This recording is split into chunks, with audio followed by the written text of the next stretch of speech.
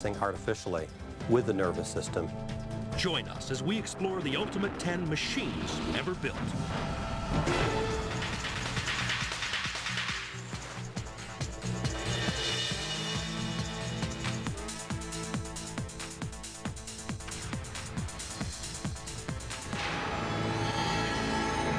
Looking back on the monitor screen to see what cog can actually see.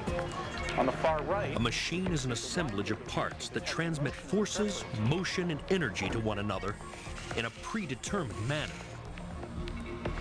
But these testaments to technology surpass mere words. The sheer size and scope of these amazing machines are a tribute to human ingenuity. We're back counting down our list of the ultimate machines. Our number 7 machine is giving paralysis victims a moving experience. Now we can say we have a way of restoring this function for your body.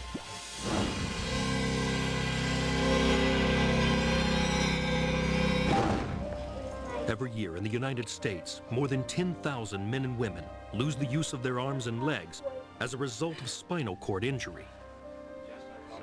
I'll take the rod out, but I'll leave the... 30 years ago, when most people felt that little could be done to improve their lives, biomedical engineer Dr. Hunter Peckham began to investigate ways to repair the damaged nervous system. We have never had a way before to provide this sort of control for people who have these devastating injuries. So now, people who have these injuries, we can talk to and say, we have a way of restoring this function for your body. This technology is called bionics, a revolutionary system of electrical wirings and circuitry implanted in the body to replace useless nerves. This is the transmitting coil. It's placed on the skin. And the world's first bionic man is Jim Jatich. At the age of 27, Jim had a swimming accident that changed his life. I hit something. It wasn't hard, it didn't cut my head or anything, but it stunned me and my whole body was like tingling. And I found myself laying face down with my head turned to the side. I knew exactly what I'd done. And now I'm thinking, well, do I let all my air out and drown myself, you know, and get it over with? Jim was left paralyzed from the neck down, and like other quadriplegics, has become almost completely dependent on other people. You can't do anything that you normally want to do. You know, you just put on hold, like in a limbo, you're just waiting, you know, that one day things will start working again. Pinch again. Restoring body movement to those who have been paralyzed was Dr. Peckham's primary area of research.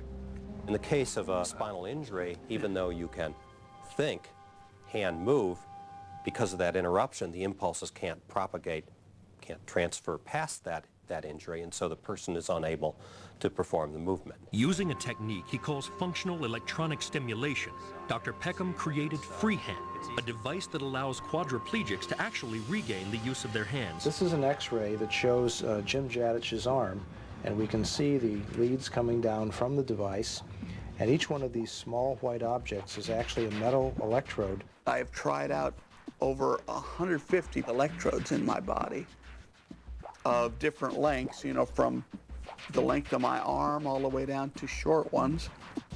This is an X-ray. Almost a decade later, Dr. Peckham's research was finally going to set Jim free. With its antenna, and this is a titanium capsule. And the electronic... During a 9-hour surgery, an electrical pacemaker was embedded in Jim's chest.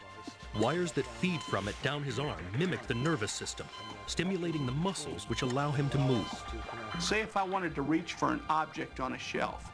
Being paralyzed, I can't. My arm falls down. But when I activate the third hand grasp... This complex network is operated from a toggle switch, which sends a radio signal to the pacemaker.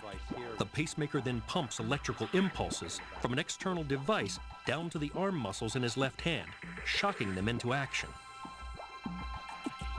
And now, my triceps are activated with the lateral hand grasp.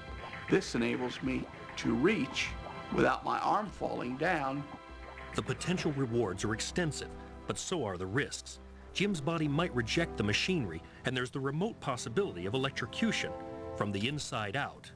We have long-term commitments to make sure that these are going to function and work for them. The elation of having completed the surgery is immense, but it's only the beginning in many ways of what the long-term opportunity and impact is to people.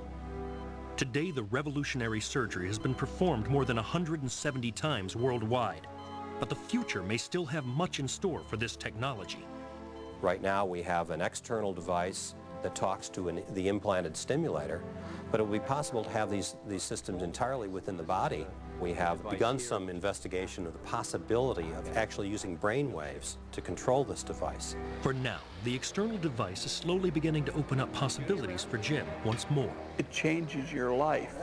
I mean, just imagine not being sitting there and not being able to use your hands, and then learning that there's this device that you could have placed in your body and you would be able to use your hands again to feed yourself, to write, to hold your kids, to help color with your kids in a coloring book. For giving quadriplegics the chance to grasp the future, Dr. Peckham's Freehand system moves into the number 7 spot on our countdown.